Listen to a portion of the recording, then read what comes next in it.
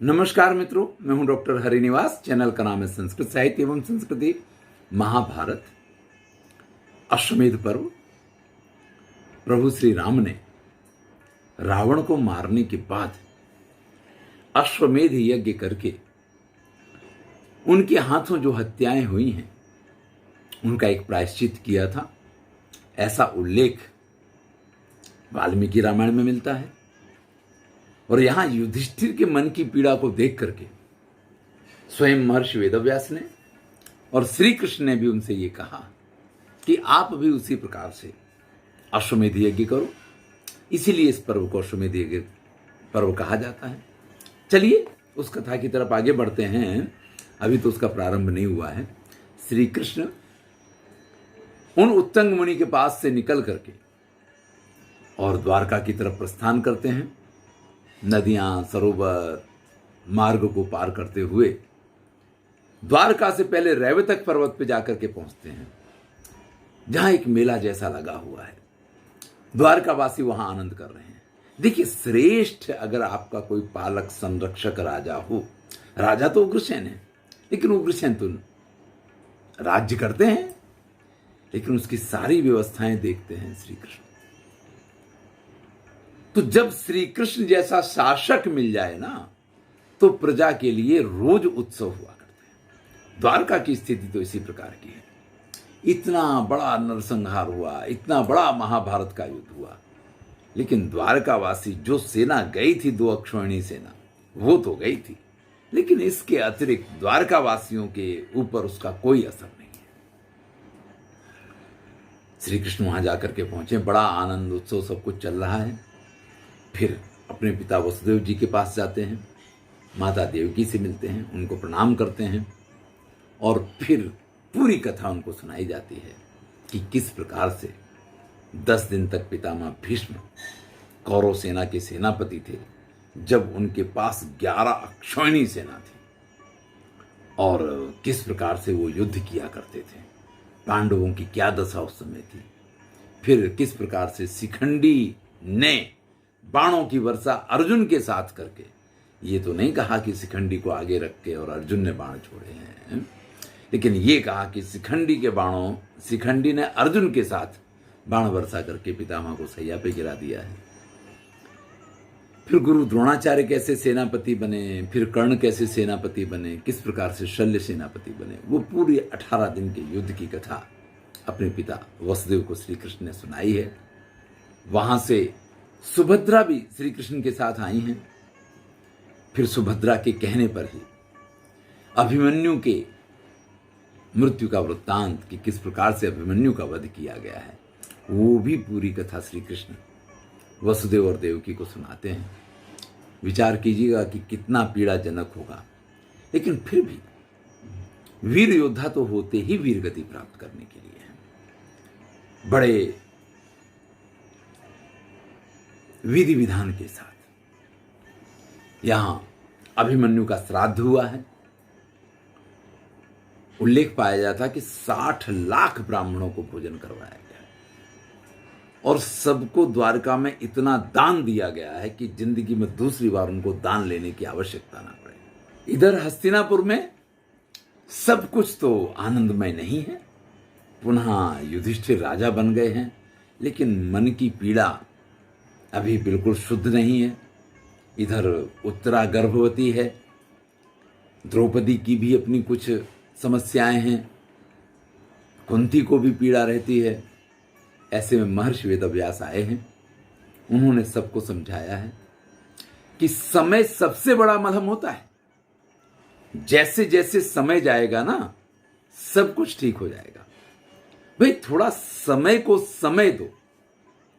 ये हमें जीवन में याद रखने जैसी बात है। कई बार क्या होता है कि हमारे साथ कोई ऐसी घटना, दुर्घटना या कुछ ऐसा हमारे जीवन में हो जाता है जिसकी हमने कल्पना नहीं की होती है, और फिर हम उसके प्रवाह में ऐसे बहने लग जाते हैं कि हमें जिंदगी बेकार लगने लग जाए, दुनिया बेकार लगने लग जाए। लेकिन हमेशा ये याद रखना चाहिए जो हमारे गुरुजी कहा करते थे कि जब वो दिन नहीं रहे तो ये दिन भी भैया नहीं रहेंगे।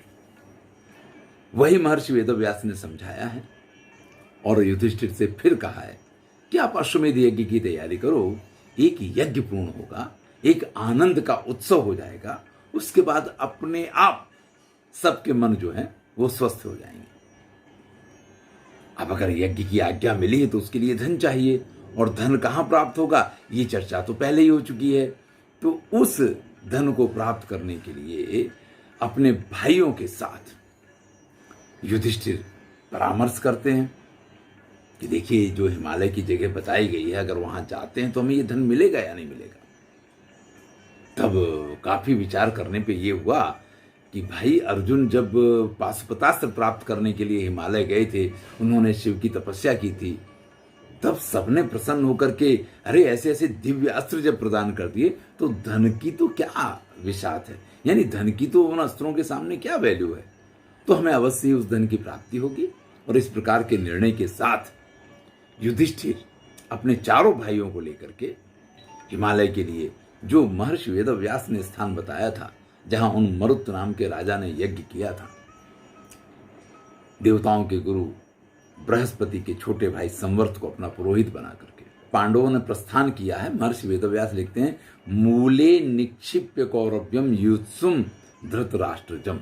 धृतराष्ट्र के पुत्र युत्सु को मूल यानी वहां की सारी जवाबदारियां सौंप करके संपूज्यमानः पौरश्य, नगर के लोग जिनकी वंदना कर रहे हैं, जिनकी प्रशंसा कर रहे हैं, जिनके ऊपर फूलों की वर्षा कर रहे हैं, इस प्रकार से पांडवों ने उस शुभ कार्य के लिए प्रस्थान किया है। यहाँ मुहूर्त का भी उल्लेख है कि अमृत सिद्ध योग जो है उस दिन इन्होंने प्रस्थान किया है। हिमालय पे पहुंच करके किस प्रकार से इन्होंने तपस्या प्रारंभ की है और शिव के पार्षदों की स्तुति वगैरह की है, तब इनको उस स्थान का पता चला है। और वहां से षोडशाष्टौ चतुर्विंश सहस्रम भार लक्षणम एतद वित्तम तद्भवत यद दधे युधिष्ठिर। युधिष्ठिर ने वहां से जो धन प्राप्त किया है तो उसके लिए कहते हैं कि 16 करोड़ 8,24,000 भार सोना, इतना सोना उन्होंने वहां से प्राप्त किया है। उसको लदवा करके वहां से उन्होंने हस्तिनापुर के लिए प्रस्थान किया है। चलिए, इधर श्री कृष्ण थोड़े दिन द्वारका में रहते हैं और उसके बाद जैसा कि युधिष्ठिर ने कहा था कि भैया अश्वमेध यज्ञ के समय आपको आ जाना है, तो अश्वमेध यज्ञ शुरू हो ना हो समय मोबाइल तो थे नहीं कि जब सूचना मिलेगी तब निकल लेंगे। श्री कृष्ण ने फिर से हस्तिनापुर के लिए प्रस्थान किया है और सुभद्रा उनके साथ हैं। यहाँ आकर के पहुंचे तो युत्सु ने और सब ने बड़ा उनका स्वागत सत्कार किया है, क्योंकि आज श्री कृष्ण अकेले तो नहीं आए हैं, ये युद्ध के लिए नहीं आए हैं, युद्ध के आमंत्रण पे भी नहीं आए हैं, ये तो उत्सव में शामिल होने आए हैं। तो उनके साथ रौक्मिणे यानी प्रद्युम्न हैं, सात्विकी तो हमेशा साथ रहते हैं, चारुदेशन हैं, सांब हैं, गद हैं, कृतवर्मा हैं, ये सभी लोग उनके साथ आए हैं। बड़े भाई बलराम भी हैं। यहाँ महाराज धृतराष्ट्र, युत्सु, विदुर सब ने इन लोगों का स्वागत किया है। पांडव तो अभी यहाँ पे हैं ही नहीं। इधर उसी दिन की घटना है कि कृष्ण वहां आकर के पहुंचते हैं और वहां निवास उन्होंने शुरू किया है। उत्तरा के गर्भ से बालक का जन्म होता है, लेकिन वो बालक मृत पैदा होता है। अब तो कुंती से लेकर के द्रौपदी से लेकर के सुभद्रा भी आई गई थी, सुभद्रा हैं, उत्तरा हैं, सभी विलाप कर रहे हैं। कुंती द्रौपदी को साथ करके श्री कृष्ण के पास जाकर के पहुंचती है और उनसे कहती है कि आज तक वासुदेव तुमने हमारा हर कार्य किया है। तुमने पहले ये कहा था कि उत्तरा के गर्भ से जो बालक पैदा होगा, अश्वत्थामा कुछ भी कर ले, लेकिन वो बालक जिंदा रहे, ये मेरी जवाबदारी, ये तुमने प्रतिज्ञा की थी। लेकिन वो बालक तो मृत पैदा हुआ है। देखिए, आज का विज्ञान ये कहता है कि गर्भस्थ शिशु की अगर मृत्यु हो जाए तो फिर माता भी जिंदा नहीं रह सकती है। लेकिन यहाँ उत्तरा के गर्भ के ऊपर जब प्रहार किया गया है तभी इस शिशु की मृत्यु अगर हो गई है, तो आप मान लीजिए कि ये तो एक बहुत बड़ी घटना है कि फिर भी उत्तरा जिंदा है और फिर भी इस बालक का विकास हुआ है। तो इसका अर्थ ये है कि जिस गर्भ के ऊपर अश्वत्थामा ने प्रहार किया है, उस ब्रह्मास्त्र का प्रयोग ही इस प्रकार से हुआ है कि बालक जन्म लेगा तो मृत जन्म लेगा, गर्भ के अंदर वो मरा रहेगा, ऐसा तो नहीं माना जा सकता है। साइंस भी इस चीज को स्वीकार नहीं करेगा। लेकिन वो बालक जब पैदा हुआ है तो मृत है। यहां लिखा है कि उस बालक के जन्म से एक बार तो सब तरफ हर्ष हुआ कि वाह, उत्तरा ने पुत्र को जन्म दिया। लेकिन दूसरी ही घड़ी पूरा हस्तिनापुर जैसे कि शोक में डूब गया, पूरा रनिवास जैसे कि शोक में डूब गया। फिर सुभद्रा श्री कृष्ण के पास आती है, और ये एक बहन का जो अधिकार होता है, यथा द्रोण सुतो गर्भान पांडुनाम हंति माधव तदा किल त्वया द्रोणी क्रुद्धे नोक्तो अरे मर्दन। हे भैया, जिस समय द्रोणाचार्य के पुत्र ने पांडवों के गर्भ के ऊपर प्रहार किया था ना, तब आपने ये कहा था, अकामम त्वाम करिष्यामि ब्रह्म बंधो नराधम। हे नराधम ब्राह्मण, मैं तुम्हारी ये कामना कभी पूर्ण नहीं होने दूंगा। अहम संजीवयिष्यामि किरीटिन तवात्मज। अर्जुन के इस पौत्र को मैं जिंदा करूंगा, ये मेरी जवाबदारी है। आपने ये जो प्रतिज्ञा की थी, आज वो प्रतिज्ञा पूर्ण करने का दिन आ गया है।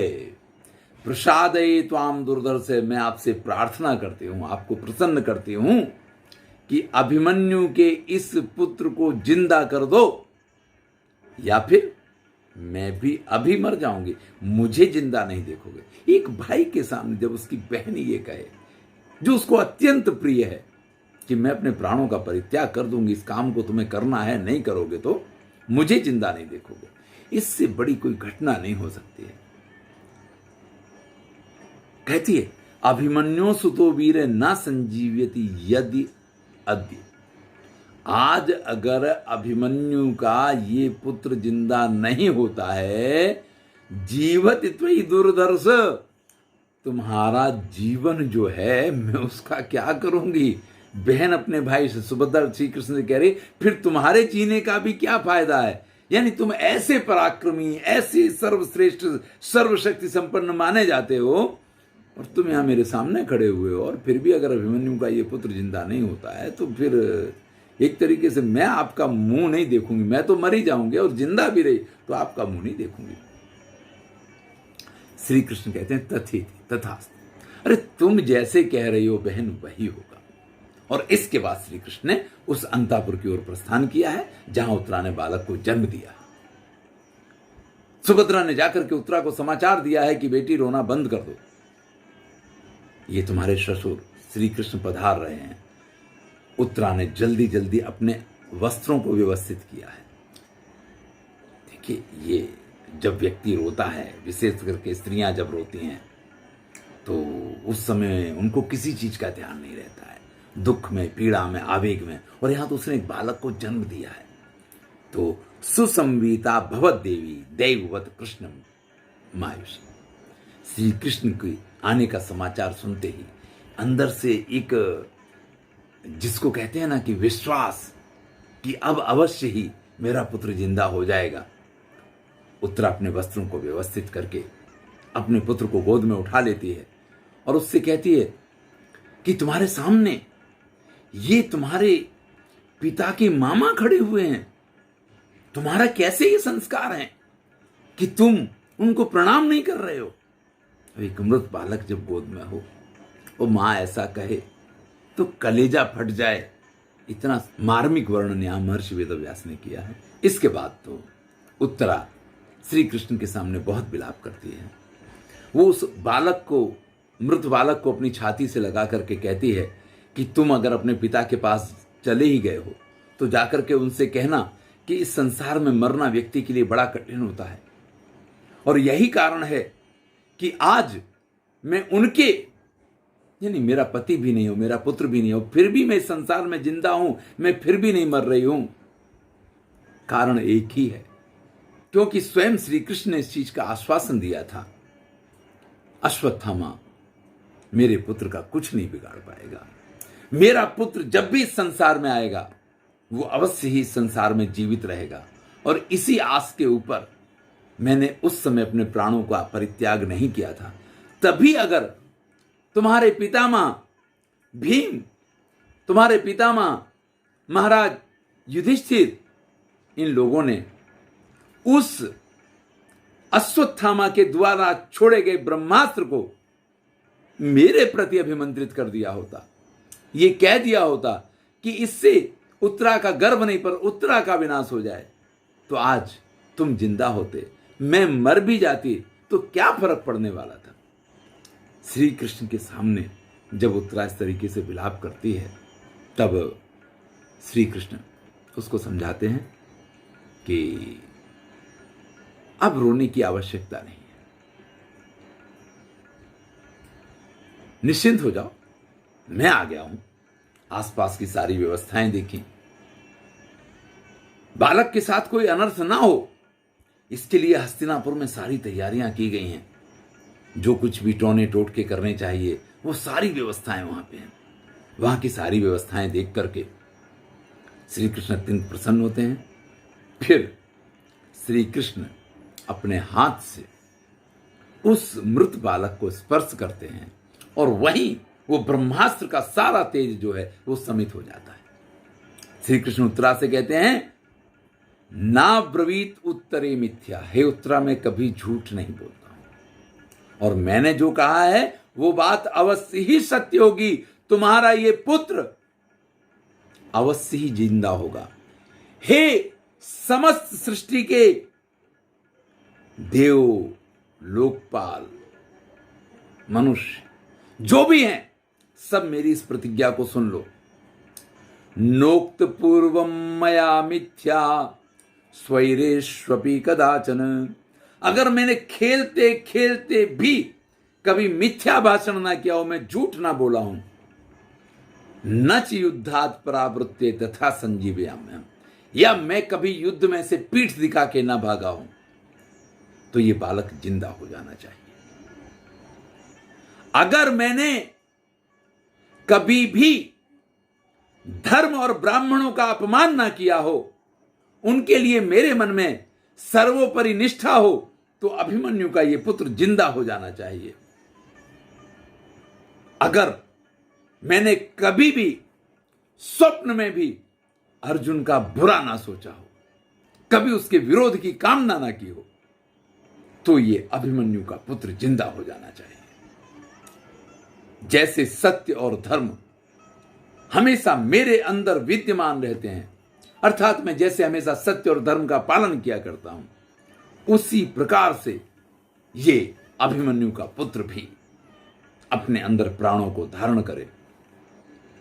अगर मैंने कंस और केशी का वध बिल्कुल धर्म के कल्याण के लिए किया हो, तो ये बालक तुरंत जागृत हो जाना चाहिए।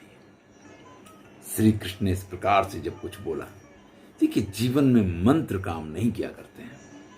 जीवन में आपकी श्रद्धा, आपकी शक्ति, आपकी भक्ति, आपकी तपस्या काम करती है। यहां श्री कृष्ण ने अपने जीवन में जो कार्य किए हैं, उन कार्यों का हवाला देकर के ही बालक को जिंदा करने की बात की है। यहां किसी मंत्र का उच्चारण नहीं किया है कि वो संजीवनी मंत्र था जिसका उच्चारण किया हो, लेकिन अपनी तपस्या, अपनी शक्ति का संचार उस बालक के अंदर किया है। और फिर वो बालक जो है धीरे से अपनी आंखें खोलता है और जागृत होता है, रोना शुरू करता है।